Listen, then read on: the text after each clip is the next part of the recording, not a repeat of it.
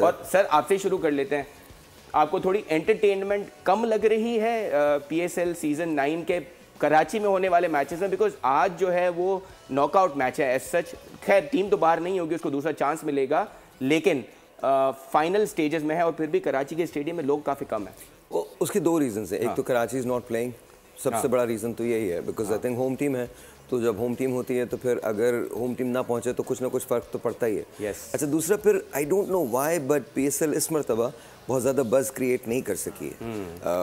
Probably उसका एक तो रीज़न उसका मैचेस भी हैं, आखिर में जाके मैचेस कुछ टफ हुए हैं, कुछ बेहतर हुए हैं, कुछ आखिरी बॉल पे रन्स वगैरह हुए हैं, लेकिन उससे पहले बहुत ज़्यादा एक्साइटमेंट नहीं क्रिएट कर सके।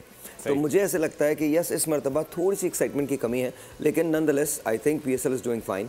और सबसे बड़ी बात ये हमारा टूर्नामेंट है, हमें सपोर्ट करना चाहिए। People are watching this. I think फिर सिचुएशंस कुछ ऐसी हैं पाकिस्तान की, फिर रमज़ान आ गए हैं, तो I think all that has impacted it. अभी आप सोच लीजिए कि अगर आप रोज़ा रखते हैं और फिर आपको तो सुबह सहरी भी करनी है, it gets very difficult to go to the stadium and all. और फिर सबसे बड़ी बात ये ईजीएस्ट ये हो जाता है कि आप टेलीविजन पर से देख ही रहे होते हैं। सो टू मी आई थिंक ये सब चीज़ों ने इम्पैक्ट किया है। बिल्कुल सही है, और हम इसलिए डिस्कस कर रहे हैं कि होपफुली अगले साल रमज़ान के साथ ना हो क्लैश। और दूसरा ये कि जैसे आपने कहा कि टीवी स्क्रीन पे देख रहे हैं तो व्यूअरशिप के सब्सक्राइब करें और बेल दबाएं ताकि कोई खबर रह न जाए।